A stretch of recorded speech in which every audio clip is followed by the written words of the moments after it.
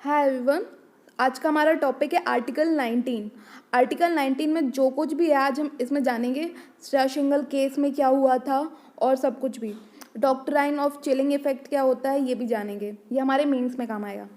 All citizens shall have the right to freedom of speech and expression. Freedom of speech and expression से आप क्या कहना चाहते हैं? Freedom to express his views की opinion and believe. क्या आपके व्यूज़ हैं, क्या आपकी ओपिनियन है और क्या आपके बिलीव है, ये सब आप एक्सप्रेस कर सकते हैं। किसके थ्रू आप एक्सप्रेस कर सकते हैं? वर्ड्स के थ्रू, राइट, कुछ आप कह के एक्सप्रेस कर सकते हैं, लिख कर एक्सप्रेस कर सकते हैं, पिक्चर बना के एक्सप्रेस कर सकते हैं, प्रिंटिंग, पेंटिंग, लिथोग्राफी, स्टोन पर लिखना या एनी अदर मीन्स। क्या लिखा है? Any other means. अब ये एनी अदर मीन्स ये बहुत ही ब्रॉड टर्म है। इसमें इंटरनेट, अब उस टाइम उन्हें जब आर्टिकल कॉन्स्टिट्यूशन असेंबली ने जब कॉन्स्टिट्यूशन बनाया था, अब उस टाइम तो इंटरनेट नहीं आया था, तो उन्होंने क्या डाल दिया था? Any other means.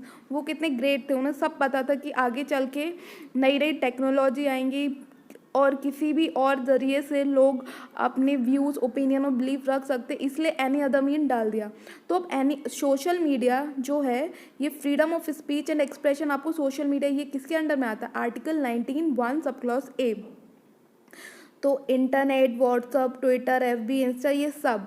और freedom to constructively criticize government policy, ये भी हमारा फंडामेंटल राइट है कि हम कंस्ट्रक्टिवली मतलब अच्छे तौर पे क्रिटिसाइज़ कर सकते हैं। ऐसा नहीं कि किसी को जलील करके हमें क्रिटिसाइज़, एक क्रिटिसाइज़ करने का भी एक तरीका होता है। फ्रीडम टू कंस्ट्रक्टिवली क्रिटिसाइज़, अगर आपको कोई गवर्नमेंट की पॉलिसी नहीं अच्छी लग रही तो उसका भी आपको राइट है कि आप उसको क्रिटिसाइज़ कर सकते हैं, but in a manner.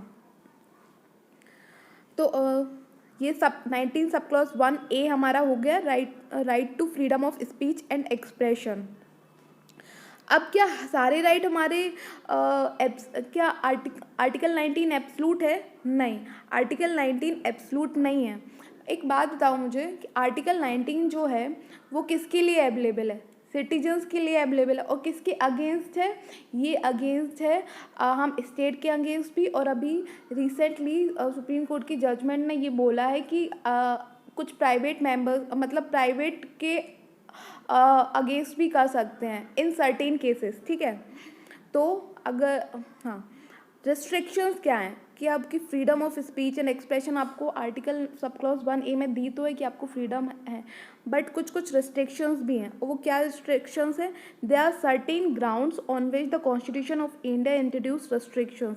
Article restrictions किस में दी हैं? आर्टिकल 19 सब क्लॉज 2 में दी हुई हैं।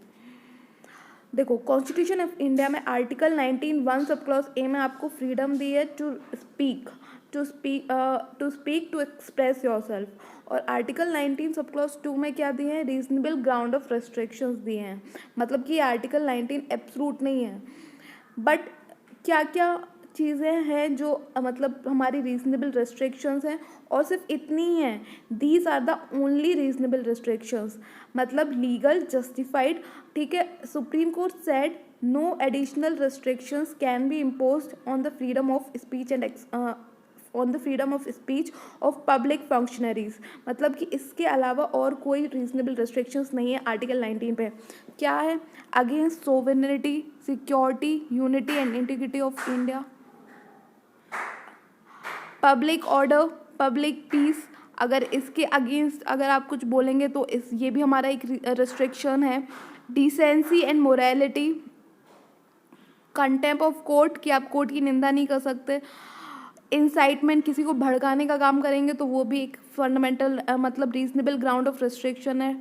Don't damage friendly relation with foreign country, कि कोई फॉरेन कंट्री से हमारे देश में आया है कोई पीएम या कोई भी, तो आप उनके साथ कुछ गलत कह के या उनकी इंसल्ट करके यू कैन डिस्ट्रॉय, आप तो लड़ाइयाँ करवा देंगे, इसलिए ये भी एक रीजनेबल रेस्ट्रिक्शन है। डिफेमेशन, आप किसी की मानहानि नहीं कर सकते, कि आप किसी को पब्लिकली आप किसी की मानहानि कर रहे हैं, तो ये भी एक रीजनेबल रेस्ट्रिक्शन है। आपको फंडामेंटल राइट मिला है freedom to speech and expression, but it should be, it ऐसा भी नहीं होना चाहिए कि आप उसका बहुत ज़्यादा मिसयूज़ कर रहे हैं। तो these are our reasonable restrictions on the article 19, on the article 19।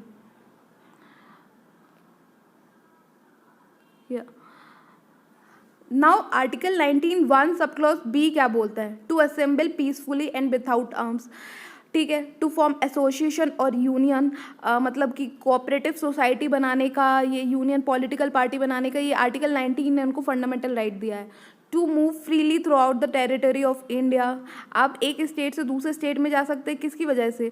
To move freely throughout the territory of India, article 19 sub clause 1 D की वजह से। अब ई क्या बोलता है? To reside and settle in any part of the territory of India, आप किसी भी इंडिया की जो टेरिटरी है इसके अंदर आप कहीं भी आप घर ले सकते हो और रह सकते हैं। पहले ये कश्मीर पे ये नहीं लगता था, लेकिन अब लगता है। टू प्रैक्टिस एनी प्रोफेशन और to carry on any occupation, trade and business, आप कोई भी प्रोफेशन एक्सेप्ट कर सकते हैं। अब ऐसा भी नहीं कि आप टेररिस्ट बन रहे हैं और कुछ बॉम्ब बना रहे हैं, ऐसा भी ऑक्यूपेशन नहीं आपको अडॉप्ट करना है।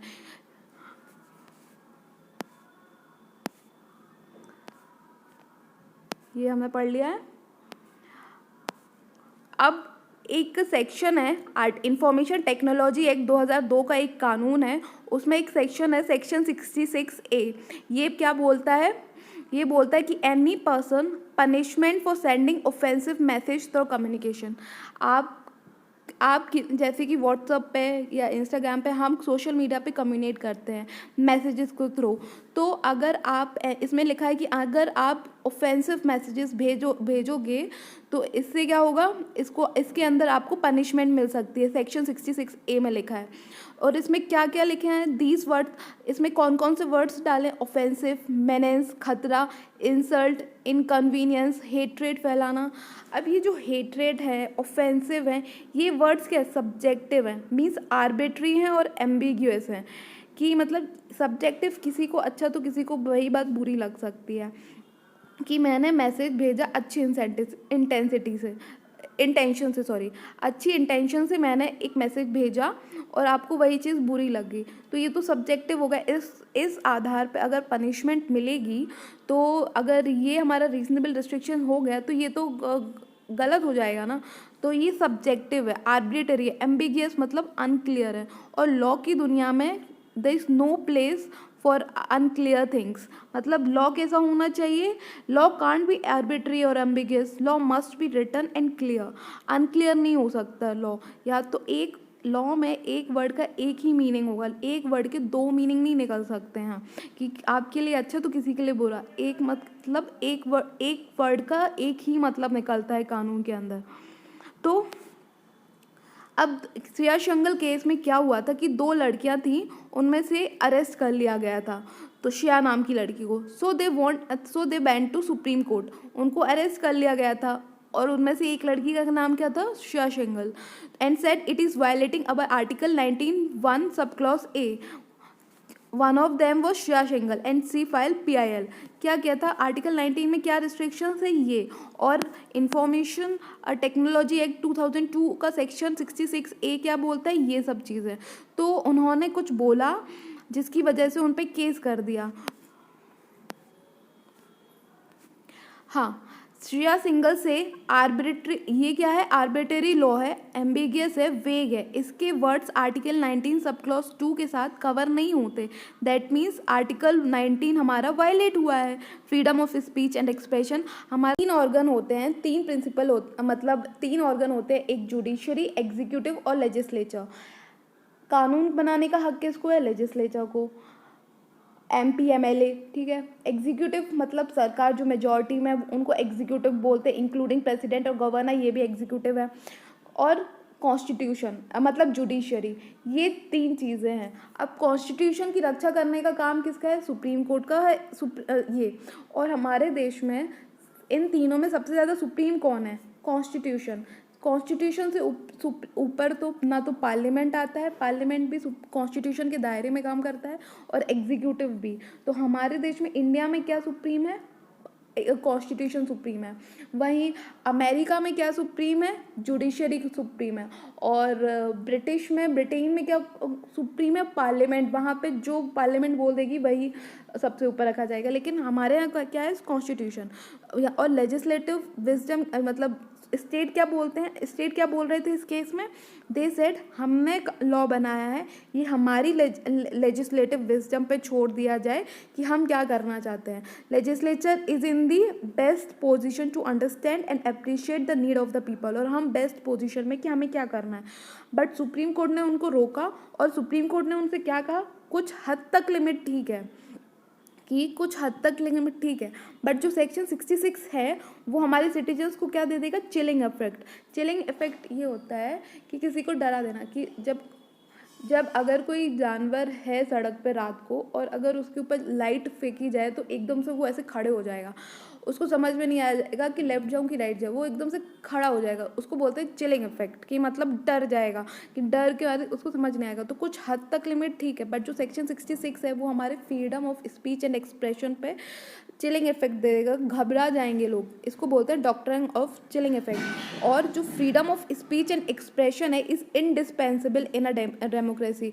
आप अगर इतना कर देंगे तो इससे तो डेमोक्रेसी चली जाएगी, लोग बोलने से पहले डरेंगे। इसीलिए इस पार्ट को सुप्रीम कोर्ट ने खारिज कर दिया था,